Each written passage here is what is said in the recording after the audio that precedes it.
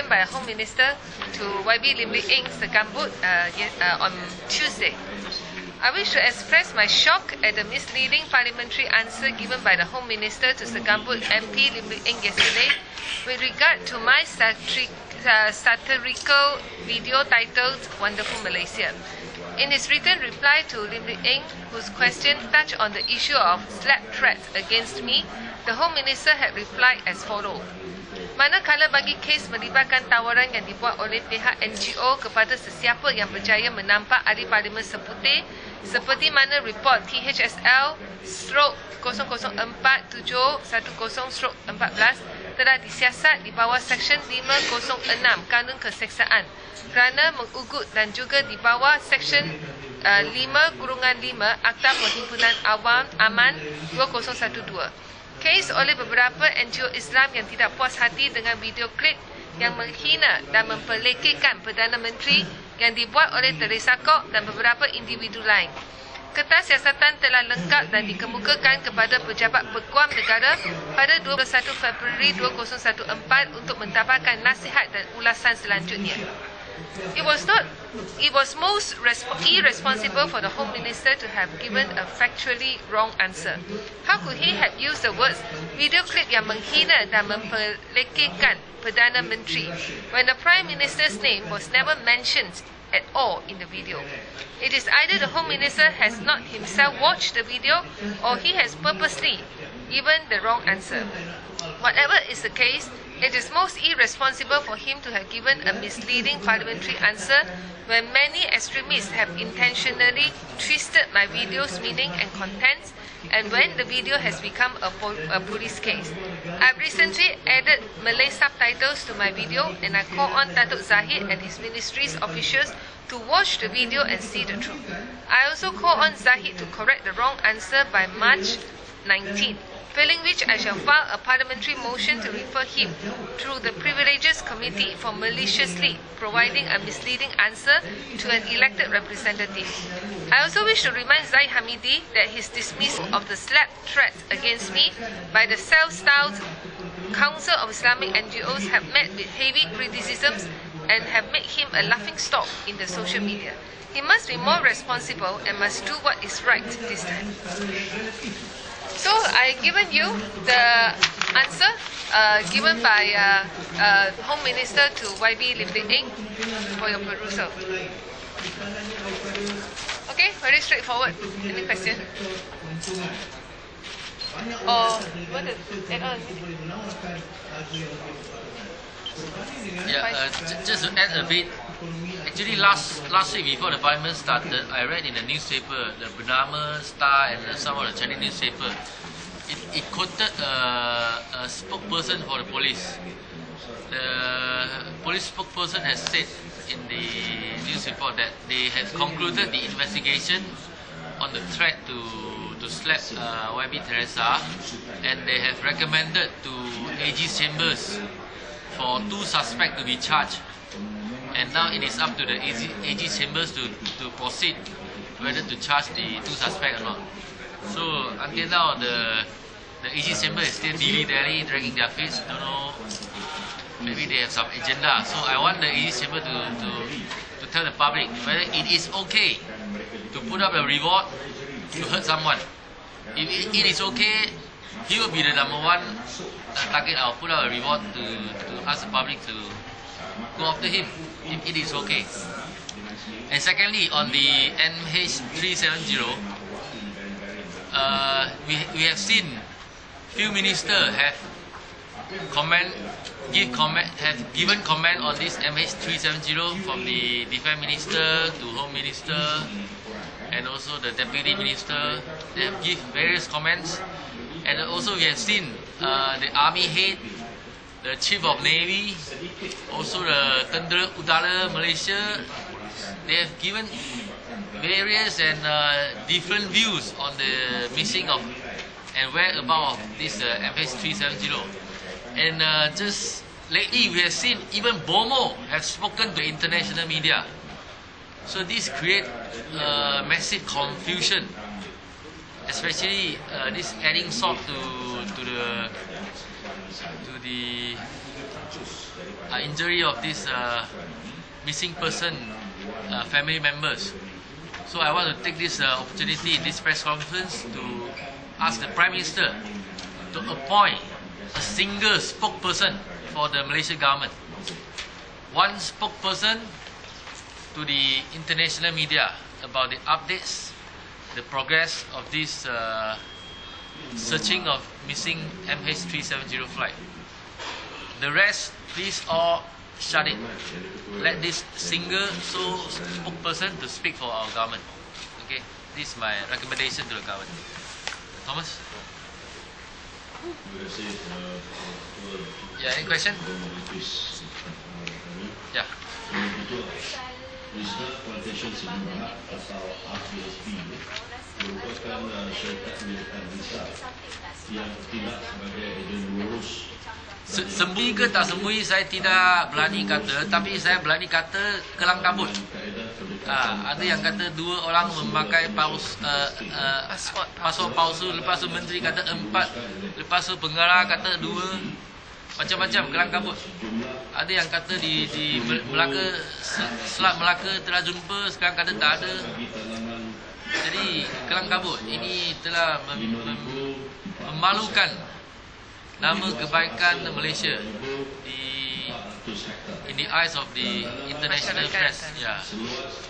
And whether you say that the Malaysian government PM should appoint a single spokesperson, and that shouldn't be any minister? I wouldn't say that shouldn't be. I would say that spokesperson should be a qualified English speaking person. He should be able to speak English. If you look at the Home minister can be home minister or shouldn't be transport minister. transport minister. anyone who is capable. Okay, anything else? Dada? Clear cut. So I give Zahir Hamidi until March 19. He has to correct the answer that he has given to the Parliament. Otherwise, this will be regarded as a memesongkan Dewan ataupun menyelewengkan Dewan. Okay, what should be the correct description? It's just, he doesn't need to say the video clip mempelekehkan Perdana Menteri. It's not related at all. It's not that is not the intention of the video clip at all. Whoever had watched it, know that whatever have been accused by those pro-UMNO NGOs and even the UMNO ministers are rubbish. They are talking rubbish. So how can the Zahir Hamidi give such an answer, say that the video clip yang menghina dan mempelekehkan Perdana Menteri? The whole video clip, we did not portray the Prime Minister, we did not talk about the Prime Minister at all. Okay. This is a real wrong answer given by a Home Minister. Let's say he still stick to his answer. What are you going to do? No, I will present a motion to the Speaker. He has to correct it. To Speaker to have him to correct. Yeah. Otherwise, as what's stated here, I'll file a motion to refer him to the Privileges Committee. Okay. Besokkan. Yeah, memesongkan Dewan.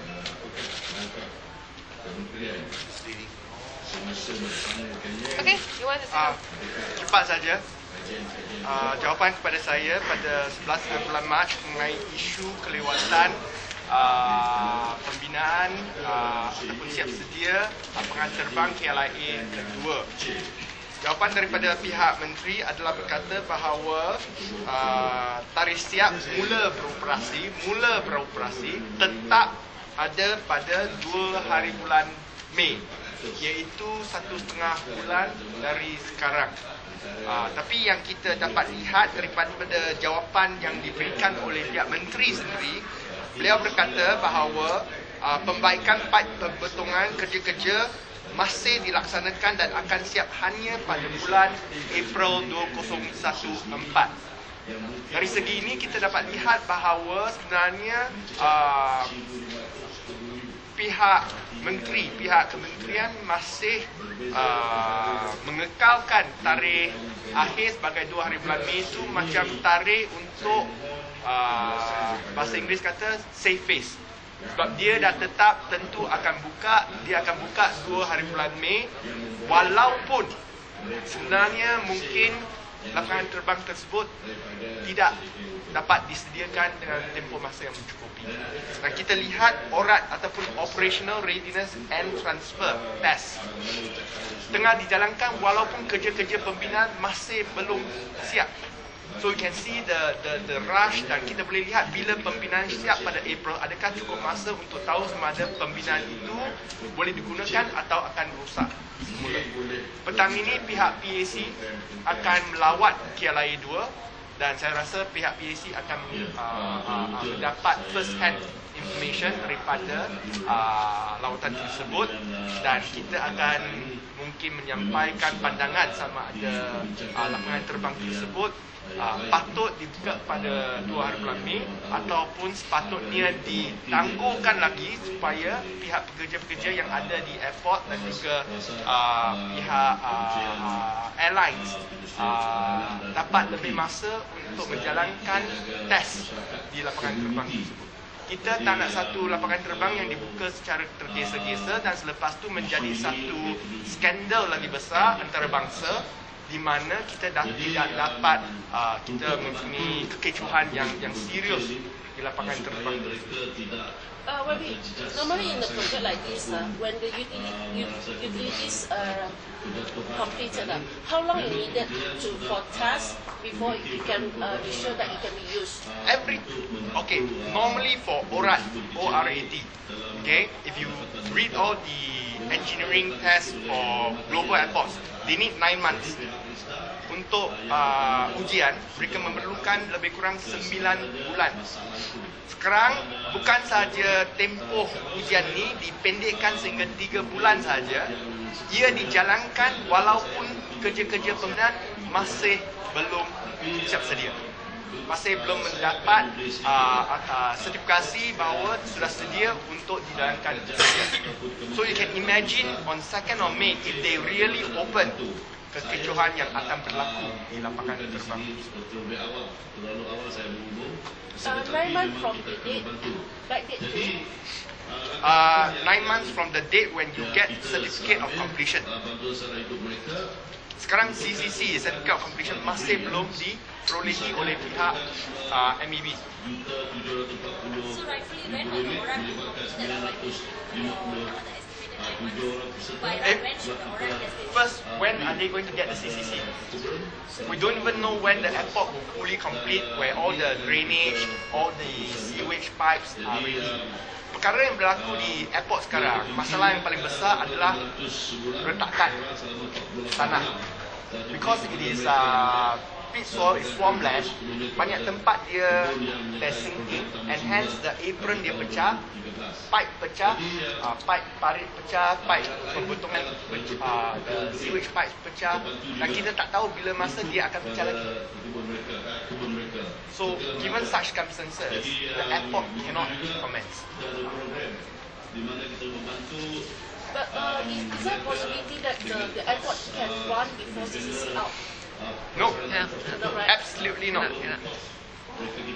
But for the condition CCC issues, everything should be repaired. Everything should be repaired and tested that it won't break again. No, ni repaired. Saya sekarang boleh mungkin there's a crack. Saya tampal satu layer of tar, nampak tak ada crack, tapi 2 bulan nanti dia akan crack lagi.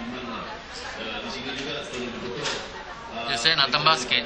Saya menerima maklumat yang daripada sumber yang boleh dipercayai bahawa pembukaan rasmi KLIA itu pada 2nd of May ini tetap akan dijalankan, tapi dia hanya merupakan satu upacara perasmian soft launch.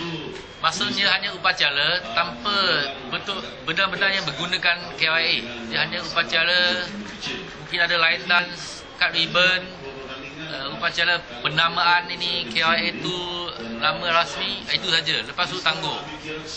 Ini yang reliable source yang I got. So if this is true, sekiranya ini benar, upacara perasmian KLIA itu pada 2nd of May hanya merupakan soft launch tanpa menggunakan, saya menyeru kerajaan mentangguhkan upacara ini 2nd of May, jangan meneruskan pembaziran wang rakyat sehingga KLIA itu betul-betul mendapat menerima CCC. dan keselamatan nyawa passenger boleh dijamin. Ya.